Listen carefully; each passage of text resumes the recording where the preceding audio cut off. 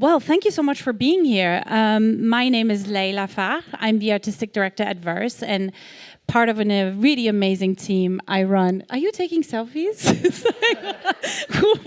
And why am I not in there? This is not fair. I'm part of a really amazing team. I run the art program at Verse. And one of our really important programs is the Solos program. And the Solos program is kind of a gallery program where we work and focus with artists that use the digital medium not just as a tool and medium, but as a way of thinking. And I can't think of an artist who represents that more than our artist that we're celebrating tonight, William Mapan. So thank you so much for being here, William. We're all really, really pleased. Yes, please welcome William from Paris. Thank you. Yeah, it's been really inspiration working with him, not just on this exhibition, but also on our last exhibition, which was in October 2023, also in London. So this exhibition, Sketchbook, the first exhibition was called Intimacy. This one's called Extension, is a follow-up of a series of work that William started to explore back in 2022, but I'm not exactly sure if I got that year right when you started the research on this series of work. It was definitely a series of work that when we first started chatting, you said, I'm kind of thinking about these concepts. I think actually starting off with that, what would be great is speaking about the exhibition that we're all looking at. The exhibition, you wanted us to entitle it as Extension because you see the digital medium, well, in this case, the code as an extension of yourself. And I was hoping that you could give us all an understanding of the two series that we are, the two collections of works that we are specifically seeing here in this exhibition. The exhibition that you're looking at is, just for context for those who don't know, is a mixture of prints and plotted works, as well as hand-painted works. And obviously, in the middle of the room, you'll see some works that you can live generate.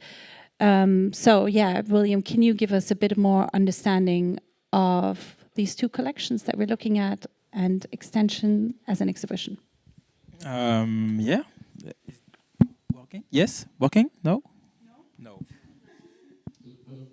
Hello, hello, hello, hello. Always happens to me. Use mine. Use mine.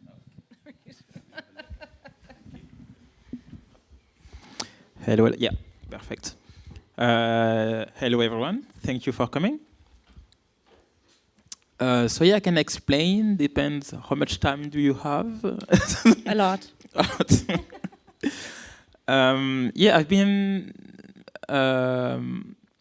in my studio, digging, sketching, painting since Sketchbook A was released. Spent a lot of time locked in, when, as we say, in the studio.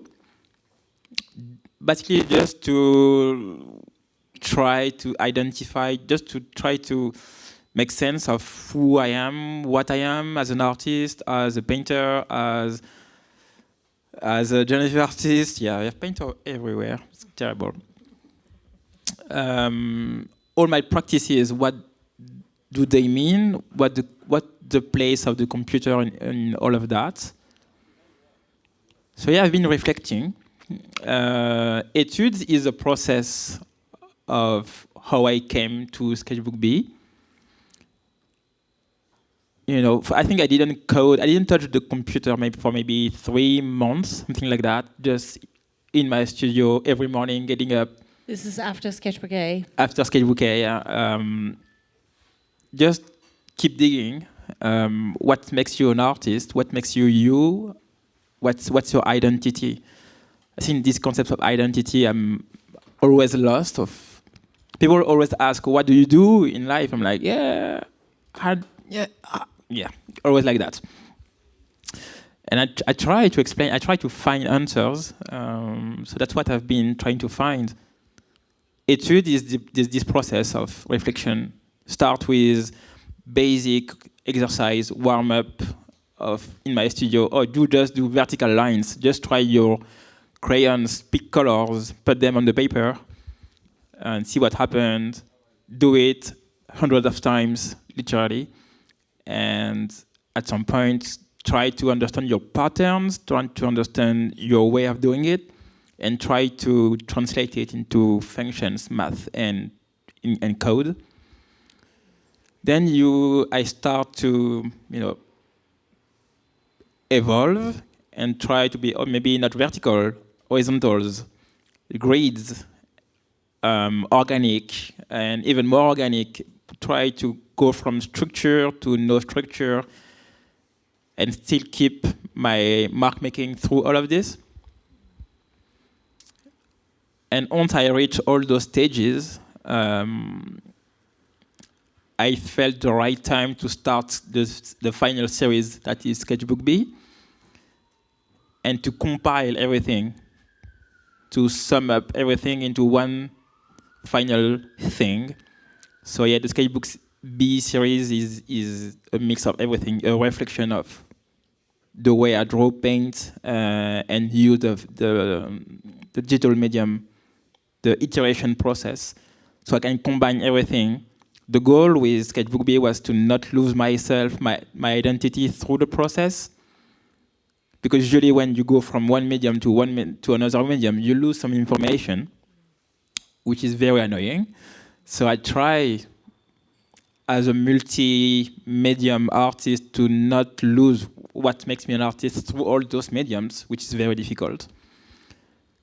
But over time, the more you practice, I've been coding for 15 years, a lot of time, and painting a way less time. So I try to build those bridges between the two practices. And the more you do it, the stronger my bridges become. And that's the reflection I've been into with Sketchbook B. Thank you so much for that. I've been incredibly rude, and I haven't introduced my panel, very unprofessional. And I encourage that both jump in at any time that you would like. But the reason also why I brought in Peter and Julia is because I think they bring very different perspectives in. Peter, who's also known as Mark Anthony, is an arts writer who's responsible for Le Random editorial branch and has an incredible knowledge on specifically digital generative art, and has been contextualizing and writing about it for quite a while. And Julia is the curator of the Zabudowicz collection, which is a private collection that was built on the ethos of a public collection, but I would say specifically is very passionate about digital art. So it's been I really wanted to have these two voices of the kind of ultra contemporary, which is Julia works very across a wider contemporary art scene, and then obviously Peter, who has quite a significant understanding of historical. I'd love to hear from you, Peter. Just William speaking about going back and forth and using the machine as a collaborator, something that historically artists have done. I mean, most famously Cohen, obviously, and I think of Cohen a lot in relation to William, because his style of his painting and his machine was matching. It was very similar. It was not like, I don't think William lets the machine dictate his creative process, and he doesn't, and it's not the other way around either, which is something like I want to get into with you, Julia, because I do wonder about tools in that sense. But yeah, in terms of the historical, do you feel like William is pushing the boundaries there within the generative, and is this something that's quite unusual because this whole back and forth between going code and physical, is this something that you've seen before? Where does it sit? Well, thank you. Hello. Is it working? What's going on? I think it's maybe a loose wire. But yeah, thank you for inviting me, and I'm really excited to talk to William today, learn more about your practice, and learn more about this great series. And what was interesting about what you were just saying, William, is that it did remind me of Cohen.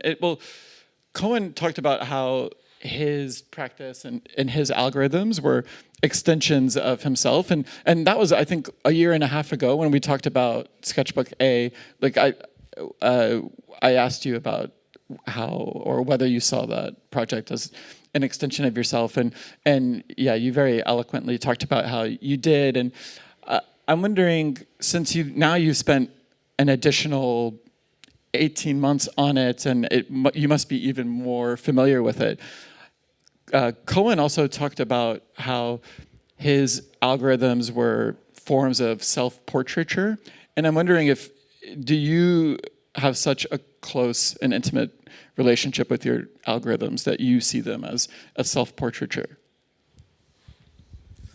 Interesting question. I think it's not about portraits, but because I've been painting and all that stuff, but I spend way more time even with code. So all the concepts of code, the things you can create with code became also part of who I am as a painter. Maybe, so it started to all merge. So what is composition from a painter standpoint, and what is composition from an algorithm point of view. So it's not about portraiture, it's more about mixing those practices, and my human side will try to bring the algorithm towards what I know, but the algorithm will bring some background with it. And I try to immerse myself, to accept this background, because I just use it every day. So I'm not trying to hide it. It's all these things are made of, I specifically made these ones about primitives, circles, triangles, squares, hexagons, stuff like that, to make the point about this is geometric, this is code, this is from a digital landscape language. And I try to incorporate, because I've been trying to get the algorithm to my side, but I also accept it and everything that comes with it. So I try to merge everything. It's not about trying to extend myself only what I know about paintings and try to mimic it with a robot or machine or an algorithm. It's more about extending myself through the code, but not trying to make the code just about me. I use the code, so the code is a tool, and I'm human, so my feelings, emotion, everything that makes me human slips through the code and the machine. But the machine is this very stiff medium, particular medium that has their own property, and I accept those properties and make them as myself, and I make them my own as a painter as well. So everything makes. I code as I paint, and I paint as I code. There's no barrier. Yeah, I'd love to hear from you, Julia, in terms of, artists using the digital medium as a tool and as a collaborator in this sense. Is this something that is kind of changing the landscape of contemporary art? I mean, more and more artists using AI, more and more. How does it really affect? How much do we need to know about that? I mean, it's happening. This has been happening. Digital artists are not new. I think the tools and the mediums and the executions are evolving, of course. And I think William's obviously working in quite a traditional visual way. I think the outcomes are quite classical, I think, in a certain warming, nostalgic feeling or memory. I don't know. Yeah. I don't know. Sorry for it. No, it's fine. Yeah, they can hear me. Yeah.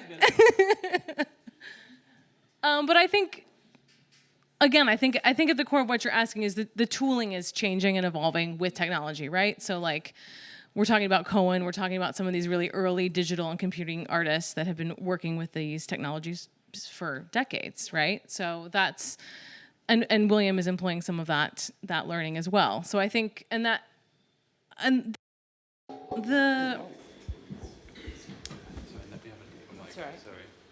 I mean, the coding changes and like the tools change and the outcomes change, but like at its core, we're talking about technology as tool, I think is what I'm trying to say.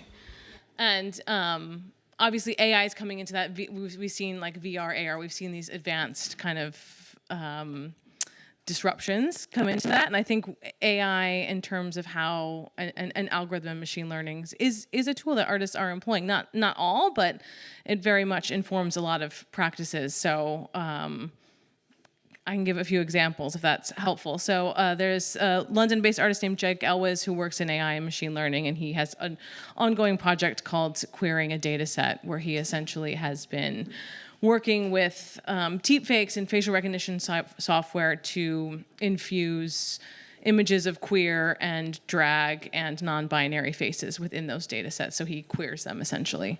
And the outcomes of that are emerging faces that he has generated into portraitures, but also into figures. And then another example is Christopher Khalil Thomas, who I brought up recently to you, Leyla, who does image generation and generates PNGs, JPEGs of, go ahead, do you want to? Well, I'm just wondering, how much of that do we need to know about as an audience, like as a curator? How much do you feel the responsibility to, like, so for example, we're looking at an exhibition that's, you explained it earlier, that it's, the center is the core is you and the code coming together. How important is it that people understand the technology behind it? Does it matter to you? Like if you come in and you see the exhibition, how important is it that they're based on algorithms? I mean, I think that's a discourse between the artist, a curator, and an audience, and like what you ultimately want your viewers and your audience to experience and take away from the work. If the process is the core of that exploration and that's important to see, I think that is more forward-facing. And William is doing that by having the blotter in the back and having the generation happening. Like it's clear that this code and this algorithm is important information that leads to the outcome of these work. Like that's part of the process. I think it very much that is led by the artist, really, and how much is hidden, how much is brought forward, like really kind of baits on the concept that is intended to be communicated there. Yeah, right. I agree with you. I want to hear from you though, Peter, because is generative art, how alive is generative art? Because it was all about the code 2 years ago. Conversations have changed. Yeah, I do think that there have been conversation changes from talking about questions about output space to now we're talking about latent space and a bit more. And that's something that I think is really interesting about your practice in particular, William, and something that we talked about offline, so it doesn't count. But you told me about how your practice is changing your brain and how you have a hard time explaining that to other people. And that was a response to an article of mine that you didn't read on your own. I forced you to read it. It's called Neural Unconscious, but it's about these different spaces in art, like pictorial space and in traditional painting, and then now with generative and code-based practices, there's an output space, and with AI, there's a latent space. And I'm just wondering about how you see at least pictorial and output space related. And so these different notions of space, how do they inform each other in your practice? And with output space, what does it bring? Why push your practice beyond pictorial space to this output space?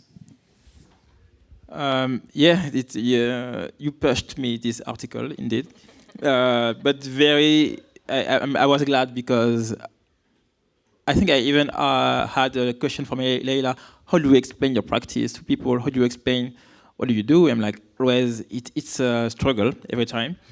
And even between artists, sometimes I tell my other fellow artists, I think you don't realize how these things are changing our actual way of thinking and seeing. And for me, it's very clear. Like my brain is wired differently now. It's like I like to explain it like the first time you experience Photoshop. You're like, okay, so images can be manipulated digitally, and suddenly outside you're like, oh, this ad, on the bus, have been manipulated. So you can start seeing stuff. Oh, these things have been manipulated with Photoshop. You're aware. Your brain becomes aware, and your eyes become aware of your environment. Everything is fake. With this algorithm practice, it's a bit of the same, where you can, like, my brain will start systemizing stuff like automatically and make bridges I was talking about earlier. The more I practice two different things, the more my brain will try to unconsciously systemize, like make sense of those two things and make a system out of it.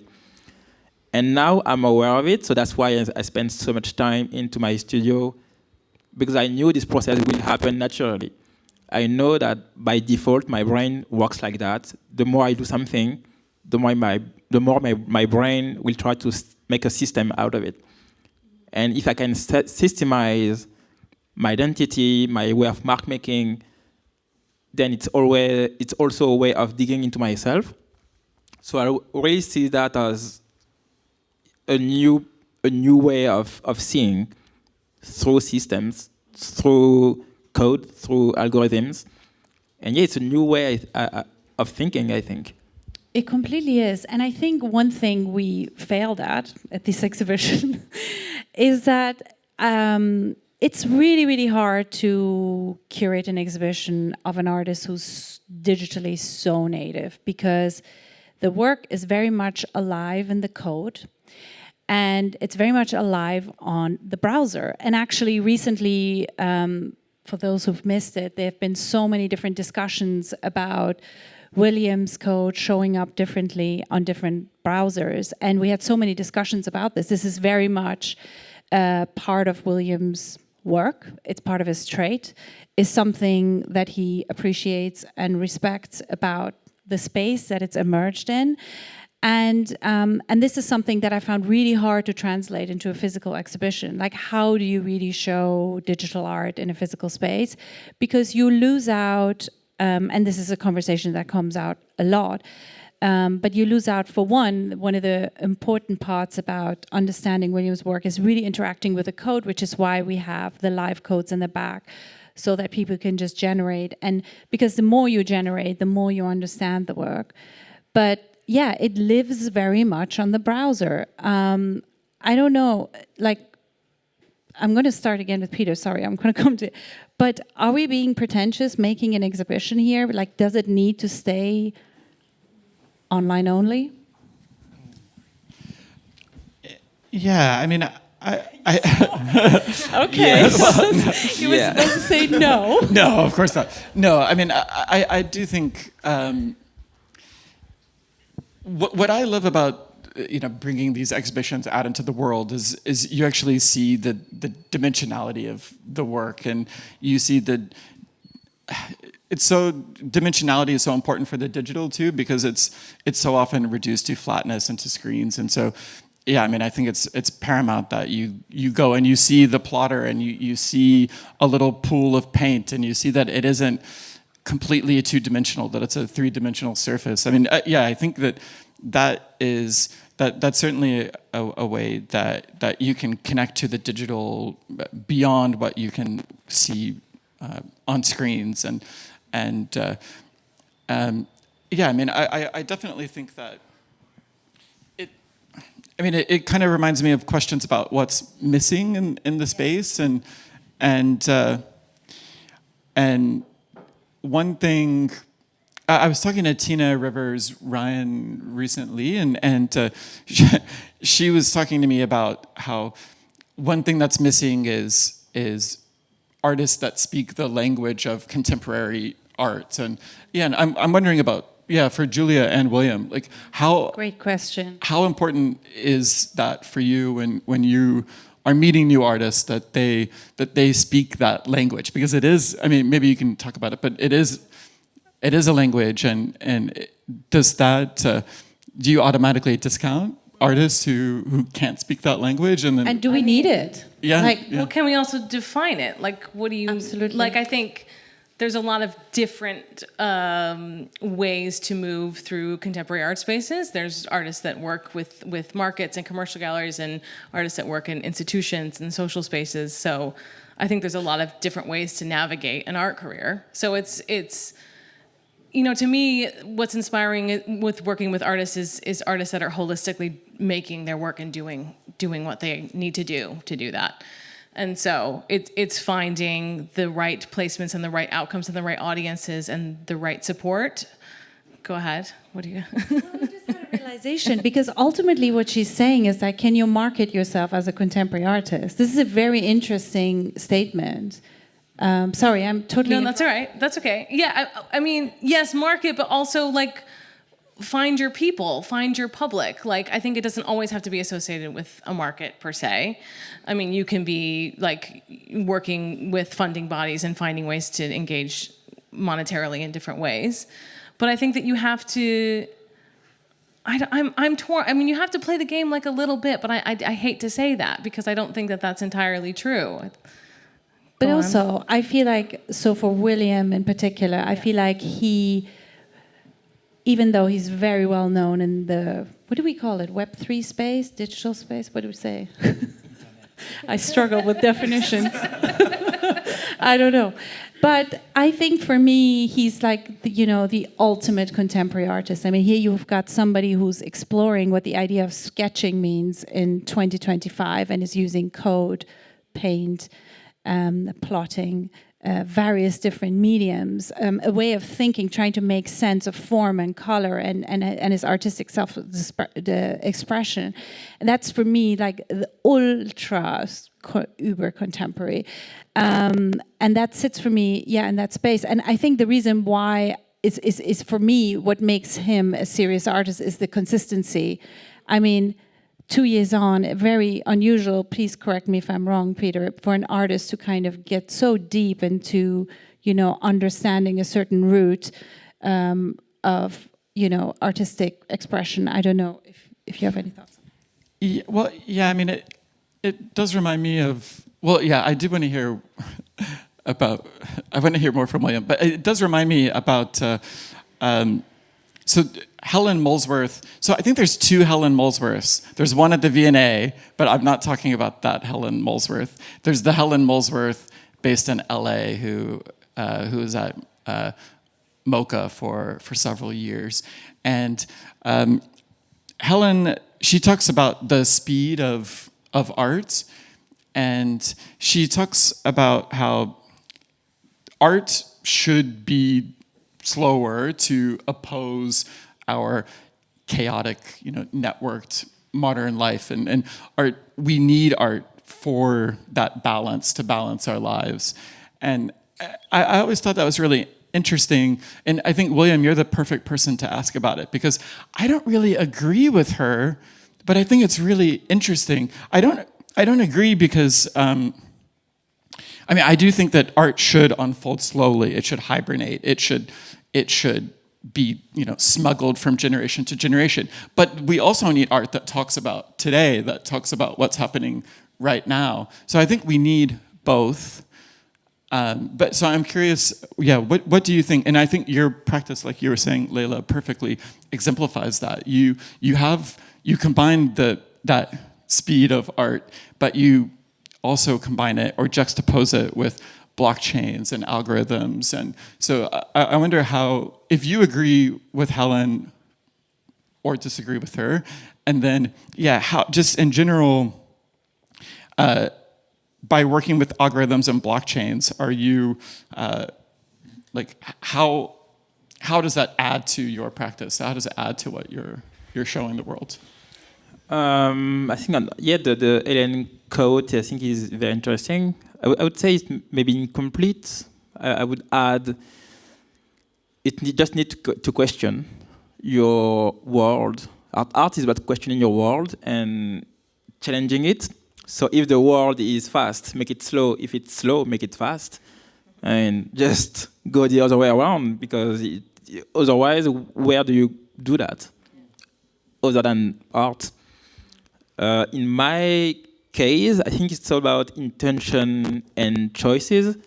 You can have this computational power that enables you to explore at unseen space, like never before. Like even the generative artists of 50 years ago didn't have this computational power to go that fast. So we have that in our world now. What makes it contemporary, I think, is that code is at the center of everything today. Elon Musk is using the algorithm to push this fucking thing. Everything is controlled by an algorithm now. Well, how do you use this medium to make it your own, and your choices and your intention to do something else, to say something else? I think art is about that, intention and choices and voice, not necessarily about speed. Speed is another component of your practice. It doesn't have to be that way or that way. But yeah, the coding algorithm are at fast pace. Like even our social, I'd say, rules, consensus are changing. When now we have TikTok, we have all these things. When you consume at super fast pace content, our brain are changing. We are adapting to information. So yeah, it's not about making it slow is definitely something good, but it doesn't have to be. You can go fast, but make choices slower. Yeah, it's about intention. And in my practice, I like to go fast, but explore fast, but make my choices very slow and immerse myself into my algorithm and this fast pace, these universes I'm building, but then reflect on my choices and what am I actually trying to say and to do. And this is a slow process. Well, I think like with a work like Sketchbook A and then into Sketchbook B that takes course over years. I mean, how do you have 100 ideas for a project and you ignore them and you focus on this one, or is this? I mean, or is this all that you think about? Do you even allow yourself to think about other projects? It's a mess. I have multiple algorithms running at the same time, and I would say I have one subject at one time for months or years that will try to focus through different algorithms. So it just branches that emerge and give different things for the same subject. But I try to focus on one thing at a time, but the manifestation of these things can happen in multiple ways. But yeah, ideas, it's the thing with generative art. You can feed yourself. It's a bit weird to say that. You can auto-feed yourself infinitely with what you're creating. So you create something, you make hundreds, thousands of outputs, and then it inspires you to make something else and something else. Sometimes you go back, you go forth, you go side, right, left, and you can just you can just operate into your own self bubble, just because your medium can allow it. It's a bit. I think traditionally you have inspiration, you go outside, plein air painting, you're inspired by nature. But here you can be inspired by your own thinking and your own progression. So it's a bit different. So you have multiple ideas a day. You have to choose. I write down everything, usually, and let's see later. Maybe never, probably. How do you choose? depending on the subject. Yeah, what do I want to explore? I have all this idea. What idea matches this concept? I'm going to bring in something, the blockchain. uh, I'm going to go there. The work is both, I know, is both collections are on chain. The work is sold on the blockchain. Your work is, as Julia was saying, quite traditional. Like, I mean, a lot of my friends seen your work and were commenting how beautiful the compositions are. Thinking of other really great abstract painters. Why does it matter to you that it's on the blockchain? And I'm only asking this because I think of you as the least kind of artist who kind of cares about, I'm just going to say it. I don't think you're after it's not about the money. It's really for you, it's a conscious choice, I think, for you. I just wanted to know, what's your relationship with that? Yeah, I think like before I evolved into these blockchain things, thanks to Matt actually, who's there. Like one day he said, "Yeah, there's this thing, and you should look at it." I'm like, "Yeah, okay, I'm gonna." And since then I'm into it. For me, it's important because it's a way to mark your presence indefinitely on the medium of digital, because so far you didn't have so many ways to identify and to mark at the timestamp your presence in time. It's just file that flows away and get lost in external drives. But the blockchain is huge, this huge library where if everything falls down, the blockchain is still here and you can find back the work.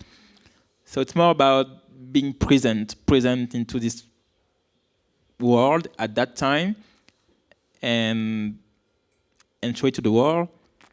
And at the same time, there is the thing where there's a community effect where everyone can at the same time connect with you way more than like here we are like, I don't know, 30, 50, I don't know, that many people.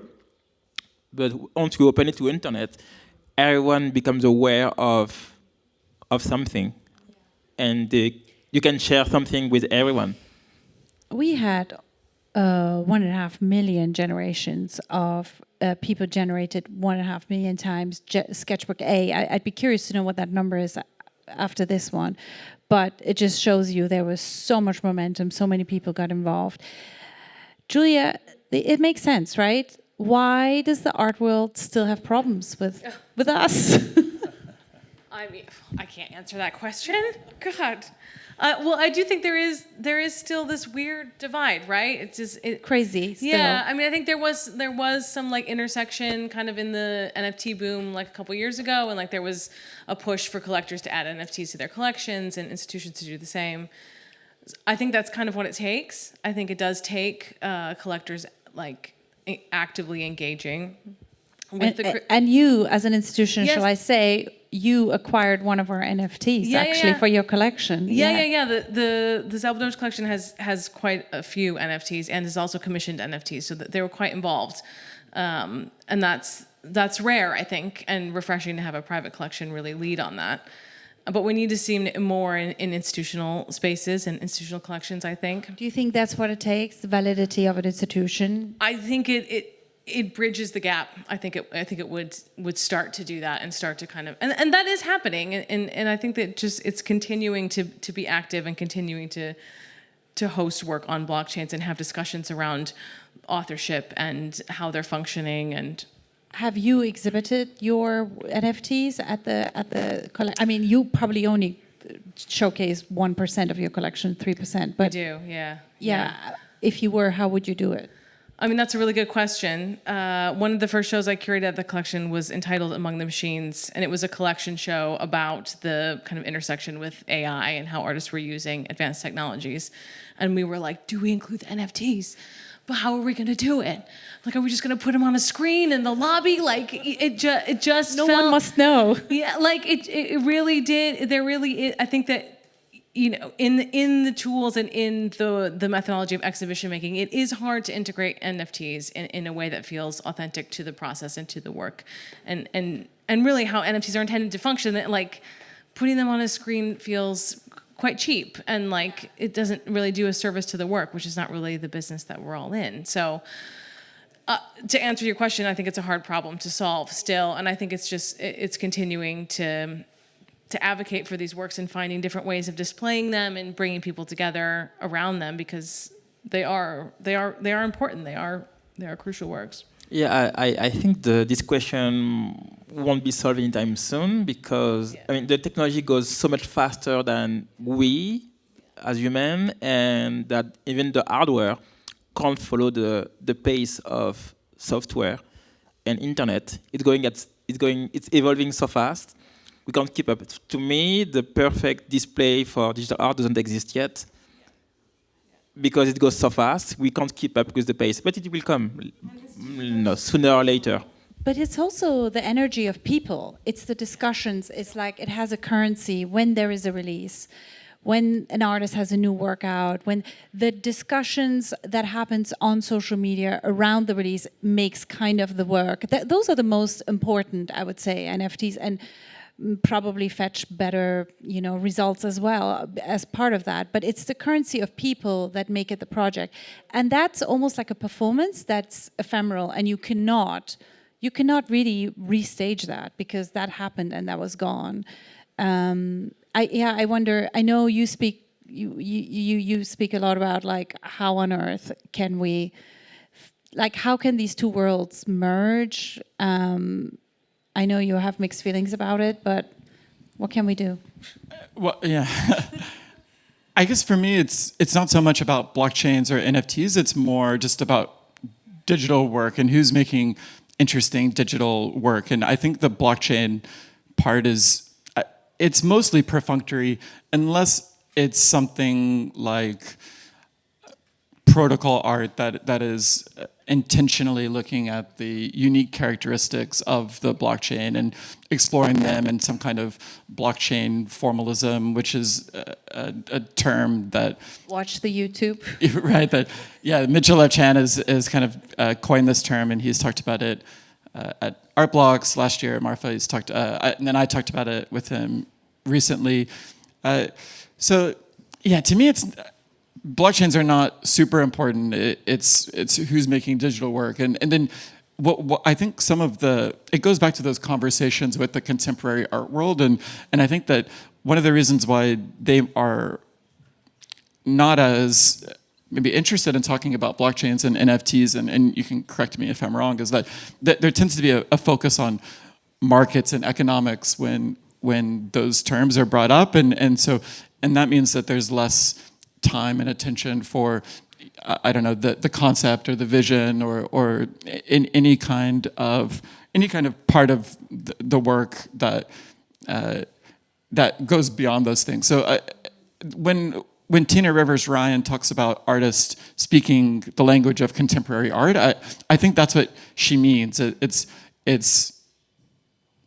thinking about it's having a vision and then being able to then verbalize or display your vision, and the NFT part is mostly perfunctory. But I think, William, what's interesting about your work is that, and it kind of goes back to what we were talking about earlier, is that you have this practice that, I mean, you could just produce these like beautiful one-of-ones, and could you have these plotting machines, and so there's a reason that you explore not just a pictorial space. There's a reason why you don't just look at that piece of paper and you think, what can I create here? You think algorithmically, and you think, what can this system create? What can this output space create?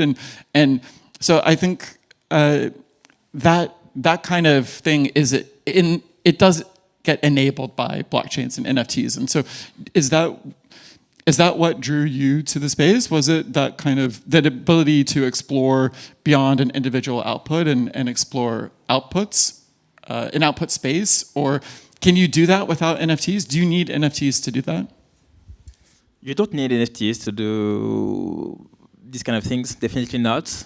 I think it's more about on the performance side, as Leyla said, with the community effect, the social effect of I'm going to participate into this specific performance and inject my little participation into this algorithm. So I'm going to trigger, I will act and set the algorithm to trigger itself at that point and make one output. That is, and this output is made, is part of this whole universe that has been thought by me. But it doesn't have to be like that way. I was doing what we call long form before, and it wasn't on blockchain or whatever. This is the way we work with code. We create systems and we hit random and something happen. So it doesn't have to be. But yeah, we create systems. They can live wherever we want to be. But the blockchain can identify it and make it a performance. Yeah, I mean, there's certainly the coordination element to the blockchain that I think a lot of artists take advantage of, and I think that's where protocol art, like one of the reasons why it's like its reason to exist is that, and yeah, I'm fascinated by. So do you think with so then? Was it the community that brought you, like, was it that, like, that was the attraction? It was the community element, because you said you can make output spaces, you don't need blockchains, but so it was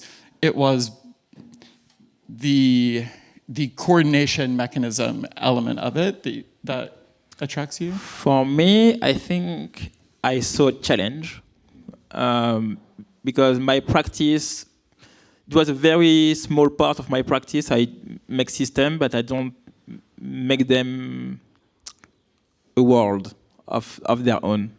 It could be very diverse and it could be very chaotic, but the blockchain thing challenged me into making like algorithmic universes, where before I wasn't thinking like that. So it forced me to think my practice differently, and that's what, yeah, that's how I started this first series, Dragons, like that, and then Anticyclone later. It was just for the challenge: can I make a universe that makes sense? And the thing is, I don't even know what's going to be the final output, and this way of thinking, I don't know what's going to come out of the algorithm I'm making. I didn't have that before the blockchain. So the blockchain brought me this new constraint of making a universe so confident that you can just let it go on itself. Can I ask, how were you exhibiting your work prior to blockchain? Like, were you? Was it I selling in the same way? didn't. Yeah, I have to say, to be honest, the whole Web3 space, blockchain, gave me a stage that I didn't have before. I had a job. I was a creative coder, creative artist on the side, but it wasn't my main activity. So the whole social aspect put me on the spotlight. I was like, yeah, blah, blah, I'm on my side. And people were like, yeah, you go there and you do your thing. I was like, okay. And here I am now, before you. But it's thanks to people, actually. Yeah, but that's amazing. I mean, that's something that became available to you. Yeah, it is amazing. Before I'm opening up to new questions, to some questions, what I'm actually scared to ask this. What's going to happen after Sketchbook B? Yeah, what's new for you after this, other than sleeping, William? Because we've exhausted William. Yeah, you did. After Sketchbook B, I mean, and Sketchbooks is part of my daily life. It's not something I'm gonna ask myself what I'm gonna do. Like tomorrow, I'm gonna be in my studio and just continue my daily life, and my daily life is made of sketching.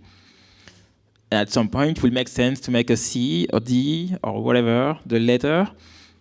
But You yeah, said all the way to Z. yeah, Z and even numbers after. Yeah, I don't see it as other series where I'm like, I'm gonna study this subject and make a series out of it to express. It's much more personal. This is my way of life, sketching, finding things, sketching with my son, finding little things we enjoy and making a system out of it. It's the way I live. So sketchbook are just part of me. It's just not something that is not doable. I'm doing it by default. Yeah, and Market or not market, I mean. And you mentioned earlier they might manifest into different things. It might be just purely physical, might be completely different. Yeah. Yeah, it's a sketchbook, so it can be paint, it can be crayon, it can be whatever, it can be whatever I decide. Mm-hmm. Mm-hmm. It just you take it or leave it. It's just me. Yeah, it's exciting, exciting. Thank you so much, and thank you, Peter and Julia, for joining. If anybody has any question, nice, go on. Two questions. One, if that's all right. I probably don't need a mic. No. Does that work? I was really interested in those first 3 months when you were just no code. How, because you talked about your brain being changed. How much of those first 3 months was feel versus think? I always, we have many brains. Different parts of our brains operate for different things, and my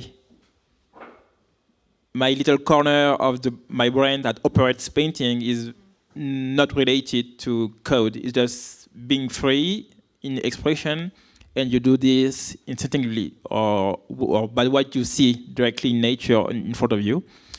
So just about that, just do things without code relation at all.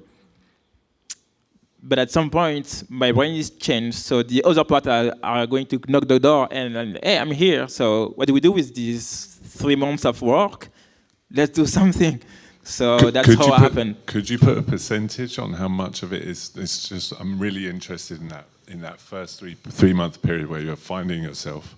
How much of it you kind of just flow with, feel with, and then how much of it is where you start thinking about code and algorithms?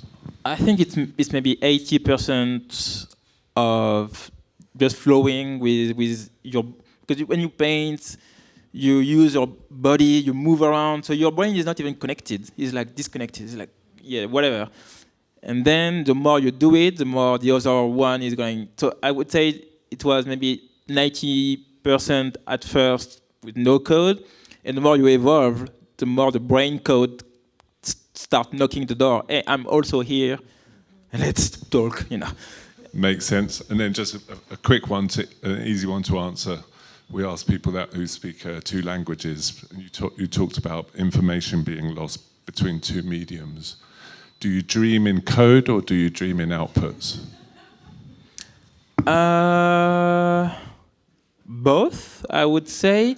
At some point, every time the turning point for me, every time, this is the way I operate. Every time I say this is about to be finished, is when I start dreaming about the system. And usually with system, you have the code and you have outputs related to the system. The last one was, I think, 3 weeks ago, where I was under a tsunami of code. So my literal code I was writing, and it was drowning me with the crayons falling from the sky. It was a messed up dream. And then you wake up and you're like, okay, I'm really into it, you know. And this is usually where, yeah, you dream, your brain just start being messed up. And this is usually the turning point where I say, okay, I'm near the end. It needs to end now, somewhere near, you know, somewhere soon. It's a great one to share. Reminded me, I had a dream about people last night. I need to tell you. Any other questions? Ooh, 2 questions. Thank you, William. This is an incredible exhibition. I just wanted to add just the thought that so many of the pioneering artists talk about randomness as being an incredibly important element of their practice.